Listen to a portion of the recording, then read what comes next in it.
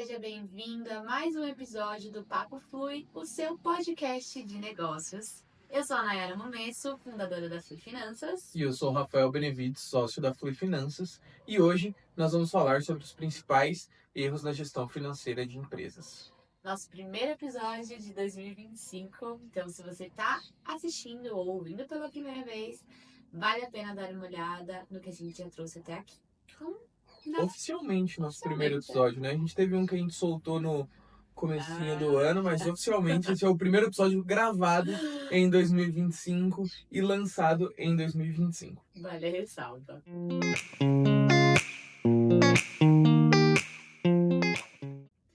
E nada melhor para começar o ano a gente trazer aqui coisas para vocês não errarem na gestão financeira do negócio de vocês. Muito se fala de coisas para fazer, né? Então a gente vai usar coisas para não fazer. Exato. Beleza, Rafa, vamos começar então. Eu vou começar com um aqui que não sei se tá aí. A gente preparou alguns, a Nay trouxe uns, mas achei um que eu acho muito importante trazer aqui, que a gente vê acontecendo bastante, né, Nay? É não achar que o dinheiro da empresa é seu dinheiro. Acho que esse é o primeiro, né? Não, o dinheiro da empresa é o dinheiro da empresa, o seu é o seu. E eu acho que esse é o primeiro ponto, né, que a gente vê. Ah, minha empresa faturou 100 mil reais, então eu faturei 100 mil reais. Não, são coisas diferentes, né? Então acho que esse é o primeiro erro que a gente vê acontecendo com frequência, né? Então, para você saber o quanto você pode tirar da sua empresa, consulte o seu contador, ele vai te falar o quanto a sua empresa gerou de lucro para você conseguir retirar, né? Então, não, o dinheiro da sua empresa não é o seu dinheiro, embora a empresa seja sua, né? Diretamente, aquele dinheiro indireto é seu, mas você não pode confundir aquilo que tudo que entra, eu posso pagar a despesa da minha pessoa física lá, posso colocar tudo, usar o cartão da empresa para fazer compra do supermercado. Então, não, isso não é válido. É uma coisa que é muito falada, né? De não misturar as finanças pessoais com as finanças da empresa. E você pode até se perguntar do porquê, se a empresa é sua, às vezes só você trabalha na empresa, mas não pode acontecer isso que a gente chama de confusão patrimonial, porque você vai estar prejudicando tanto a sua vida pessoal como a saúde da sua empresa.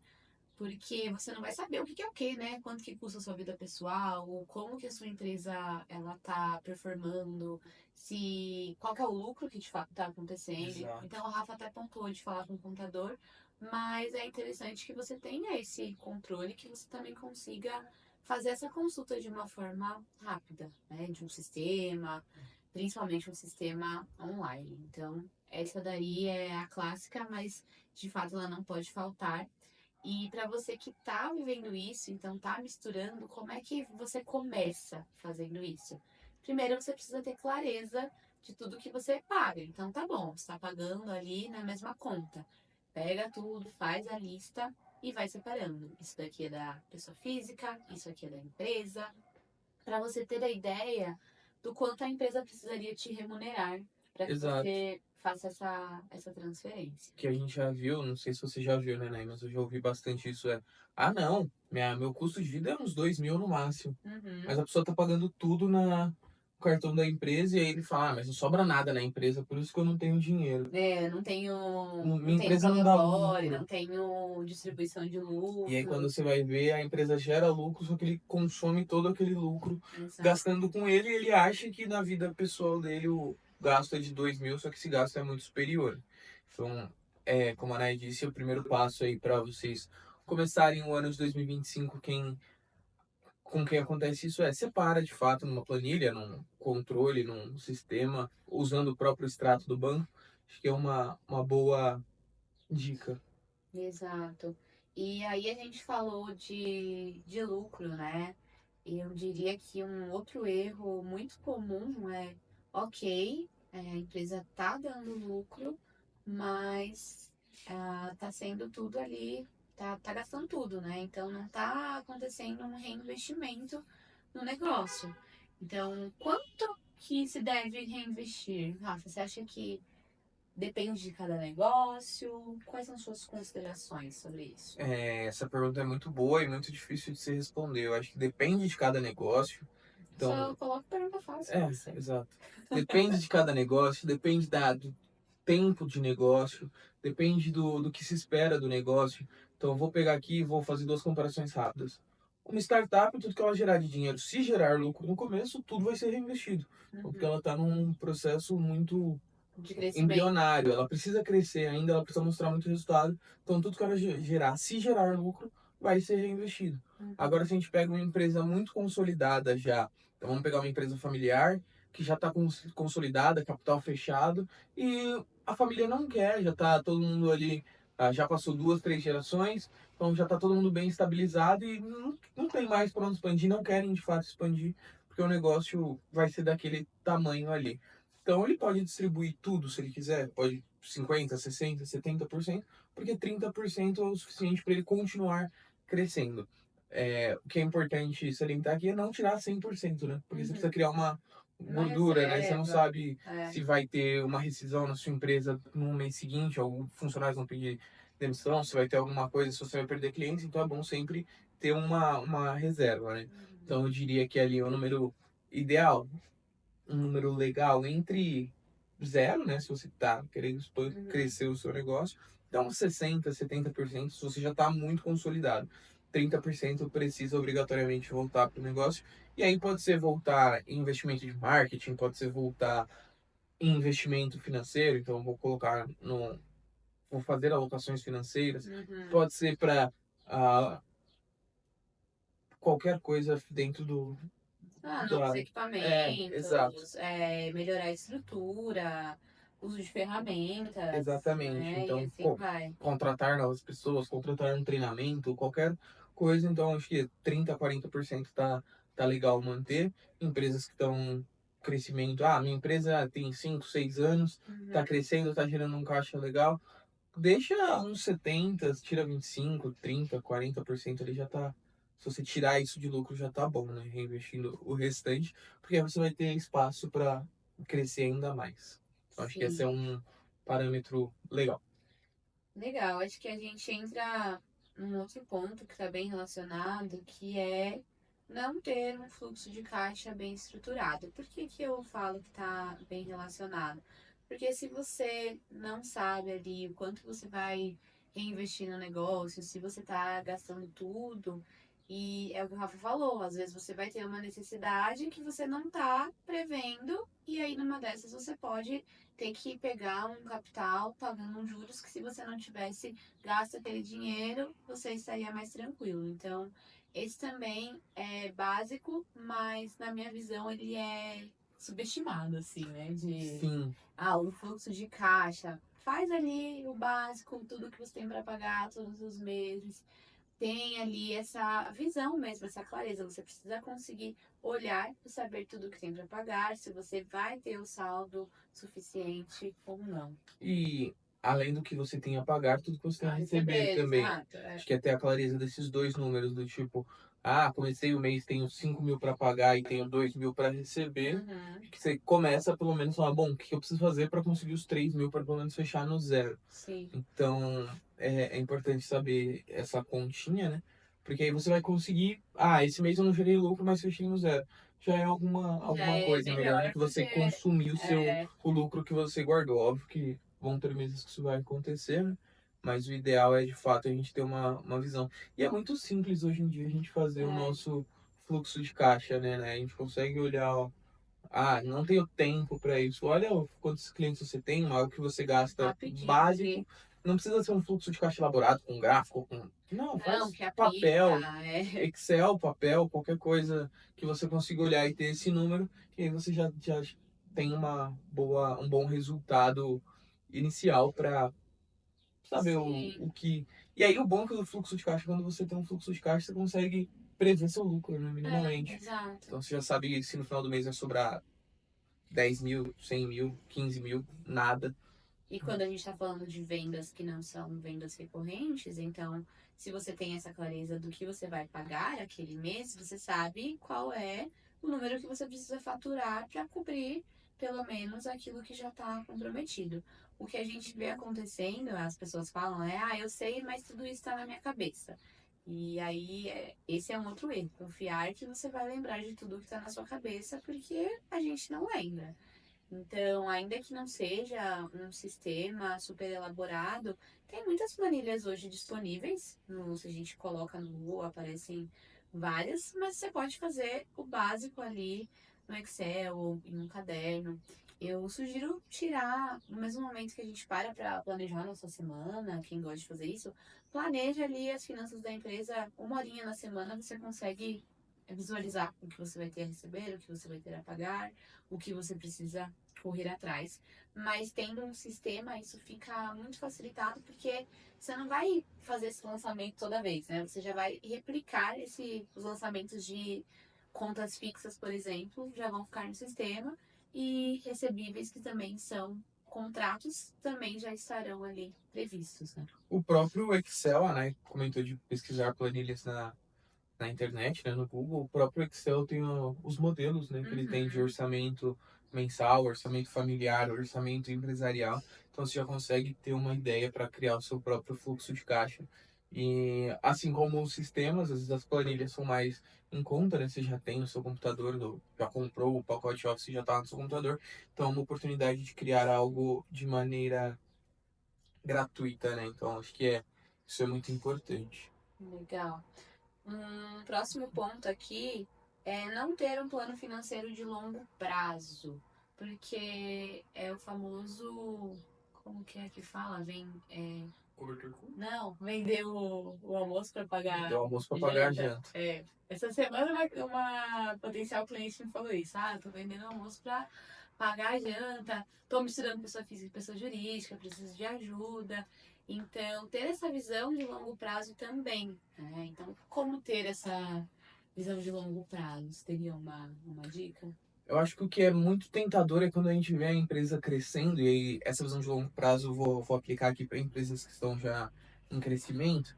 Quando a gente vê a nossa empresa crescendo, a gente entra lá no banco e eu tenho lá na empresa, nossa, ano passado eu fechei com R$ 0, no ano de 2023 aqui, agora em 2024 no meu caixa eu tenho R$ 30.000, vou distribuir tudo aqui, vou pegar tudo para mim, porque quer dizer que eu gerei 30 mil, como eu trabalhei bastante, eu mereço. Uhum. Então acho que é muito essa questão do merecimento, né? Ah, eu mereço, então eu vou tirar da empresa porque é minha empresa e eu mereço. A gente tem que trabalhar um pouco do nosso ego, né? De ver o dinheiro ali da empresa e falar, não, eu gerei 30 mil, já tirei o meu sustento ao longo do mês, então esses 30 mil vão continuar na empresa para não passar os perrengues que eu passei no ano, Uhum. correndo ali e de fato vendendo almoço para pagar a janta, tendo que correr, chegar no final do mês com conta atrasada, pagando juros porque eu não consegui pagar. Esses 30 mil eu vou manter aqui para, ao invés de sair de zero, eu já saí de 30, quem sabe no final do ano chegaria de novo em 30, agora eu vou chegar em 100. Então, ao invés de gerar 30, gerei 60, gerei 70, gerei um pouco mais. Então, é ter a mentalidade de que o dinheiro da empresa, de novo, a gente vai voltar lá atrás, é o dinheiro da empresa, mas ter uma frieza de olhar o dinheiro, olhar o número e falar, tudo bem, a empresa gerou isso e eu já me paguei. Já fiz a minha distribuição, vou manter esse dinheiro aqui. Ele vai ficar Sim. parado, não vai ter confusão e eu não estou negligenciando o crescimento da empresa. Eu acho que É. isso é um ponto importante. Eu estou deixando a empresa crescer, sem pegar tudo para mim. Nesse sentido, a gente volta na questão do Prolabore, porque eu vejo que tem muita dificuldade nessa definição, né? Ah, então quanto é que eu defino de Prolabore? E aí a gente volta naquele tópico de que primeiro você precisa saber quanto custa o seu estilo de vida. Então, na sua vida pessoal, quanto que você já está gastando para pagar suas contas, porque você já está tirando isso de algum lugar, isso já está acontecendo. Então, a partir do momento que você tem essa clareza, você vai avaliar se a sua empresa ela pode te pagar isso ou não. Vamos supor que você chegou à conclusão de que você está tirando mais dinheiro do que a empresa pode te dar de uma maneira saudável. Aí você vai ter aqueles famosos dois caminhos, né? Ou você vai reduzir o custo ou você vai aumentar a Então, é, receita. Né? Tem algum outro caminho que você vê nesse não tem. caso? Não tem. Mas você precisa ter esse número do Prolabore muito claro. Ah, quer dizer que esse número é aquele valor que eu tenho que retirar pela contabilidade, pagar um imposto sobre isso? Aí é interessante você analisar com a contabilidade se na sua atividade específica você precisa de um prolabore mais alto, pensar para fins de aposentadoria também, se já é um bom momento de você aumentar essa contribuição ou não, mas Via de regra, tá? Não tô falando que isso vale para todos. Geralmente é um prolabore, um valor mais baixo, e a diferença é retirada como lucro. E tudo bem. Mas isso não quer dizer que que o valor que você retira da empresa, todos os meses ele vai variar. Então é interessante que você tenha ali, são R$ 5.000 por mês, R$ 10.000 por mês. E que você coloque uma meta para que você tire um valor variável também. Então, vou fazer uma distribuição de lucros extra a cada trimestre, ou a cada semestre, ou a cada ano. A cada ano, eu particularmente acho um pouquinho ruim, porque é importante a gente ver esse resultado também acontecendo, né? Você não acha, Rafa? Depende, às vezes tem gente que A gente prefere prefere. pegar um dinheiro maior, né? Ao invés de Uma pegar, boladinha, vou né? pegar R$ 300 por mês, mas eu prefiro pegar 3.600 no final do ano Aham. ou no mês de janeiro. Então, é muito de como as pessoas se Sim. organizam financeiramente, né? E até a Nay comentou aqui da questão do Prolabore, é importante você definir também um mês de reajuste para o seu próprio Uhum. Prolabore, né? Então, não, vou retirar R$ 5.000. Então, eu comecei lá em 2020 eu tirava R$ 5.000, 2021 5.000, 2022 E cinco nunca mil e eu reajusta. nunca reajustei. Só É. que as contas foram reajustando, a inflação veio comendo esse Inflação. dinheiro e aí você está falando hoje, nossa, não sobra nada mais, antes sobrava. Então, aí você vai começar a querer tirar o dinheiro da empresa. Então, reajuste o Prolabore uma vez por ano, uma vez por semestre, ou quando você vê que sua empresa também está precisando, né? Tá sobrando muito caixa, já estou fazendo todos os investimentos, estou distribuindo lucro, mas eu consigo retirar ao invés de 5 por mês, 7, Uhum. 8, 15. Faça esse reajuste para que a empresa, para que você tenha qualidade na vida pessoal e na profissional também. Sim. Legal, gente. Próximo ponto aqui. A gente vai voltar também num outro tema que já foi episódio aqui do podcast. Você quer chutar? Qual eu tô falando? Orçamento ou planejamento estratégico. É, Não faço ideia. precificação. Precificação. Então, um grande erro também é precificar errado. Então, a gente tem um episódio só falando disso, dá uma olhada lá. Mas, de maneira geral, se você também está precificando errado, isso pode, né, quebrar a sua gestão financeira, seu negócio, né, de maneira é, relevante, né? Sim, a gente vai deixar o card, acho que aqui em cima, para nossa playlist, todos os vídeos vão estar lá. O de precificação vai estar lá também. Como o Rafa falou dessa revisão, é importante você revisar pelo menos uma vez o ano a precificação, né? Pelo menos. Pelo menos, eu acho que pelo menos uma vez no ano, eu diria que é muito pouco ainda, mas pelo menos Mas uma pelo vez no menos, ano. né? Então, ai, nossa, é muita coisa. Eu tenho que ver o orçamento, eu tenho que ver a precificação, eu tenho que ver o meu prolabore. Então, divide isso ao longo do ano. Então, em janeiro eu vou tratar de precificação, ali em abril eu vou verificar. Prolabore, E assim você e assim não tem vai que fazer tudo segmentando. ao mesmo tempo, né? Eu acho que tem um outro ponto aqui, né? Antes de você trazer Uhum, os anotados, é falar de empresas que tem mais de um sócio aqui, né? A gente uhum, tá falando muito, Prolabore, um sócio. Quando é só você, fica muito fácil, né? De você fazer todas essas correções. Mas acho que um erro da gestão financeira de empresas com mais de um sócio é não ter reuniões com o seu sócio para discutir muito a bom. saúde financeira da empresa. Uhum, Para mim, isso é fundamental. Aqui na Flui a gente tem as nossas, eu e a Nai, e a gente acaba. É aquela reunião que eu falo que é a reunião para brigar. uhum, Entrou, fechou a porta, durante 1, 2, 3 horas vocês vão discutir, mas é pensando no bem da empresa. Então, eu vou falar o que eu acho, né? Eu vou falar o que ela acha, a gente vai achar o ponto comum e quando a gente sair, a briga ficou lá dentro, tá tudo resolvido, né? Então, é não levar isso pro lado pessoal. Então, a gente tem muita empresa que é familiar, tem empresa que são amigos e acaba falando, se eu for falar isso com o meu amigo, com o meu pai, com o meu irmão, a gente vai brigar e acabou a relação. Então, acho que esse é um grande problema. Porque aí fica naquele, não, então não vou falar, e aí o dinheiro vira um grande problema, né? A gente sabe que uhum. hoje, a questão de maior risco de divórcio, maior número de divórcio é devido à questão financeira, condições financeiras.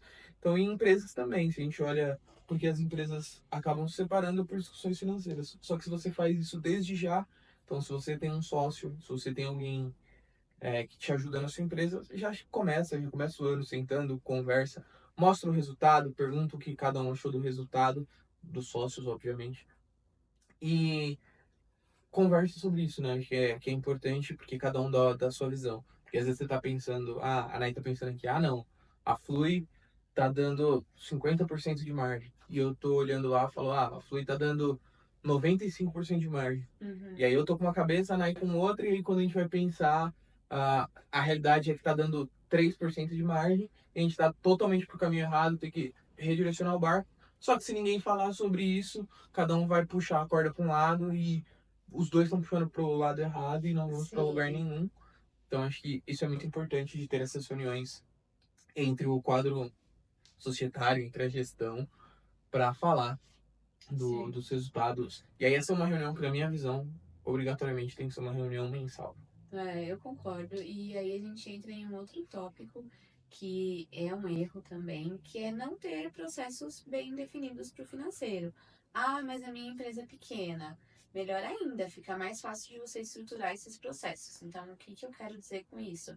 A reunião mensal para apresentar o resultado, mas pensa comigo, se você não tem o histórico, como é que você vai apresentar o resultado? Então, isso começa de antes. Então, pensa assim, quais são os processos financeiros quando acontece uma venda?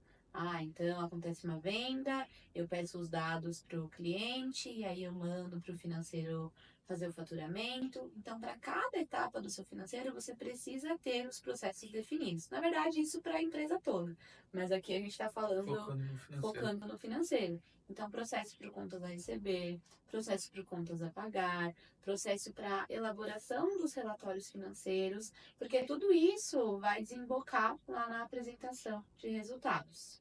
Né? Você concorda? Concordo, acho que faz sentido. Uma coisa que eu acho, ligando também aos processos, né? Falou, você não vai ter o histórico. Uhum, Rafa, vou começar minha empresa agora. E aí, o que eu faço? Por onde eu uhum, olho, né? Acho que é importante você saber qual que é a margem média do seu segmento, né? Então eu estou no segmento de serviço contábil. Qual que é a margem média de um escritório de contabilidade? É 20%. Óbvio que no começo talvez eu só não seja 20%. Mas, já tenho 5 anos de escritório, 10 anos. Qual que é a margem média? mas onde é Então, que você vai achar essa margem média? Falando com as Google, pessoas? no Google, se você pesquisar, hoje, ao invés de dar um Google, né, dar um chat Chat GPT, GPT. aí você consegue ter uma margem média ali já da maioria das empresas. Então, segmento de alimentação, tanto, varejo, ele dá uma margem estimada, né? Então, assim, você Uhum. consegue, Rafa, tem um mini mercado. Margem de supermercado gira em torno de 2 a 3%. Então, se você tem um mini mercado, sua margem precisa ser um pouco maior, porque seus custos são maiores. Então, deve estar chegando em 5, 6. Uhum. Então, é mais ou menos nesse quesito, né? Então, se eu sei que a minha margem ideal, ou a margem do meu segmento de serviços é de 20%, se eu for fazer uma reunião com os meus sócios, no caso, for fazer uma reunião com a Naya, eu vou chegar falando, olha, a margem ideal é 20, estamos em 16, 17, 12. Por Uhum. quê? E aí é olhar, entender o porquê você está com essa margem para se você não sabe calcular margem, volte a alguns episódios, tem um episódio falando disso. Mas para você ter embasamento também, né? Porque não adianta chegar na reunião e falar, nossa, estamos com uma margem de 30%. Uhum. 30% é bom? Não sei. É ruim? E isso se conecta à questão de você ter indicadores. Você pode pensar, né? Indicadores é uma coisa muito avançada, ainda não estou nesse momento, mas você pode começar com poucos indicadores. Então, a margem, como a Rafa colocou, eu quero acompanhar a inadimplência, porque eu senti que no ano de 2024 eu tive muito inadimplente, aí você já pode conectar com o processo. Então, se você não tem um processo, mandei para o cliente venceu, eu vou cobrar o cliente daqui 3 meses. Então, a chance desse cliente fazer o pagamento é muito menor do que se você cobrar ele com 3 dias de vencimento. Então, tá bom. E se o cliente entrar em contato para negociar, qual que é a política?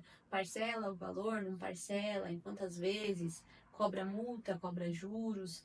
Então, tudo isso está conectado, mas eu diria que acompanhar a margem, acompanhar o que mais, Rafa? Você acha que. Acho que se Eu você acabei de está falar de três. começando, É. acho que o principal é margem, ah, fluxo de caixa, você precisa ter o seu fluxo de caixa bem estabelecido. Uhum. E de indicadores financeiros eu pararia nesses dois aí. Se você está olhando Pra não margem, olhar pra muita coisa. fluxo de caixa e a margem você já vai ter uma grande visão ali do seu negócio. E não precisa olhar muita coisa, porque se a gente for falar, olha faturamento. Só que se você olhar a margem, Você já vai indiretamente você estar está olhando o olhando seu o faturamento. faturamento. Fluxo de caixa também já está ali olhando pro faturamento. Ah, Uhum. olha custo, mas se você está olhando margem, para chegar na margem você precisa saber quanto você está Então gastando. você já tá olhando bastante coisa. A margem acho que é o principal, um dos principais indicadores para você olhar. E aí depois, se sua margem está ruim, vamos supor que você está com uma margem ruim, aí você vai começar a olhar outros indicadores, né? Se seu problema é de faturamento, seu problema é de custo, e aí começar a fechar as torneiras ou abrir, mas fechar os valos e abrir as torneiras, né? Então, Sim, acho que é saber, acho que margem é um bom indicador para começar. legal. Mais algum? Barulho. Tá esperando o barulho passar. Para fechar, eu fiz uma reunião hoje e uma cliente tocou num ponto que eu acho importante trazer aqui também, que é a questão do pagamento de impostos.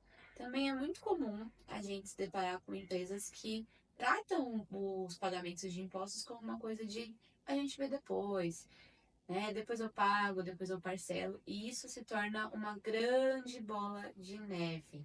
Então, eu quis trazer como um ponto para vocês priorizarem o pagamento dos impostos, porque tem gente que fica esperando aí sair uma condição especial do governo, tira multa, tira juros, e acaba se enrolando, né? Exato. E feliz ou infelizmente o governo é sócio de todas as empresas, né? Você ganhar R$ 1, ele vai querer a parcela dele. E é algo que só paga imposto quem está ganhando dinheiro. Então, se Uhum. você está pagando é porque está entrando. Rafa, não é justo que eu pague logo que entra. Aí acho que é um ponto para outro episódio, para outra coisa. Mas não se enrole, porque se você é MEI e não pagou seu imposto, se você é do Simples Nacional e não pagou seu imposto no ano de 2024, ou débitos para trás, pode ser que você tenha desenquadrado e você está indo para outro regime e você vai ter que pagar muito mais coisa. Uhum. Então é importante você pagar, né? A gente entende que tive dificuldade num mês, já no mês seguinte tenta pagar uma, duas e tenta seguir, né? Não deixar aquilo, não vou pagar não e tá tudo Exato, certo. gente. Nunca vai acontecer comigo, mas eu tô um ano sem pagar, Rafa, e Uhum. nunca aconteceu nada, eu continuo comprando e vendendo, não tive nenhuma inscrição bloqueada, tá tudo certo, não faço nada. Tudo bem, mas vai chegar uma hora que não vai estar tudo certo e o que vai acontecer. Então da mesma forma como você distribui seu lucro, da mesma forma como você paga água, luz, o imposto Faz parte, faz né? parte, já está ali na conta mensal, né? Ele é uma despesa fixa. Exato. Mais algum ponto que você quer colocar hoje? Acho que não, acho que os pontos foram bons. Minha indicação aqui vai para voltar no vídeo de agora em janeiro, planejamento estratégico e orçamento, são dois vídeos. Acho que já com esse daqui, essa tríade de vídeos, dá para você organizar a sua vida em 2025. E se tiver alguma dúvida, entrar em contato conosco para que a gente possa planejar junto o 2025 da sua empresa, para que você não tenha nenhum problema desses pontos que a gente falou todos aqui. Exato, pessoal. Estamos à disposição. Obrigada para quem ficou até aqui. Envie aqui esse episódio para os amigos, empresários, empresárias. E vemos vocês no próximo episódio. Tchau, Tchau, tchau, tchau. pessoal.